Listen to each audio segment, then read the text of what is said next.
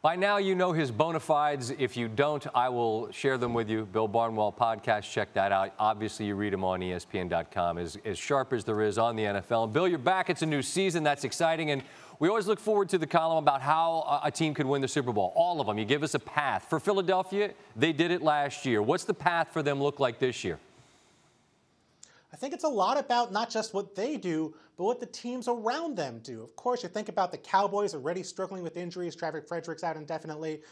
They're a team that's struggling with injuries. The Giants, who knows what's going to happen with the Giants? We don't know if Eli Manning is going to be the guy we used to see or if they're going to be an offense that's really going to struggle. Washington could be a competitor with Alex Smith. We're not entirely sure, but the best way to win the Super Bowl is to have the clearest path to the playoffs possible. It's worked for the Patriots in the AFC East. I think with the Eagles, it's the same thing in the NFC East. They're going to take some time to get Carson Wentz healthy, but the talent we know is there. We know the coaching is there. Just a matter of getting the best possible path, maybe getting a home game in the postseason again in 2018. As they wait for Wentz, it'll be Foles. And the last time we saw him, I said this the other night, they threw a parade after the game. So, I mean, there's confidence for Foles. As for the defense for Atlanta that he'll be trying to decipher, do you expect it'll look more like a Falcons defense we've seen in the postseason or their regular season Falcon defense?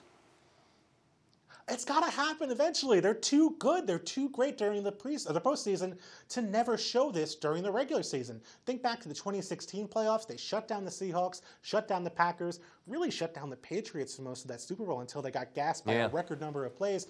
2017, they shut down the Rams, and they really do a job on the Eagles, who scored against everyone else in the playoffs last year. So we know there's so much young talent there, so many young draft picks, so many guys they've developed. It has to happen. I don't know if it's going to happen in week one, but over the course of the season, I think you're going to see the best Falcons defense we've seen in the regular season under Dan Quinn.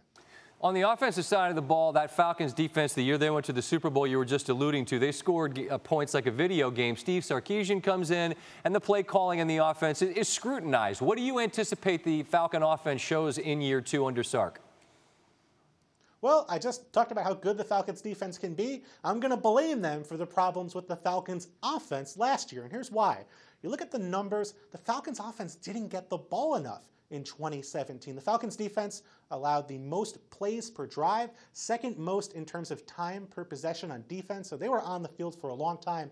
Falcons offense, fewest possessions in all of football, and the second worst average starting field position in all of football. So they didn't get the ball very frequently. They had a long distance to go, but when they got the ball, they were really good. Third in yards per drive, 7 in points per drive. So I'm not blaming Steve Sarkisian for the problems last year, and I think if the defense does take that step forward, you're going to see the offense look a lot more like the offense we saw under Kyle Shanahan in 2016.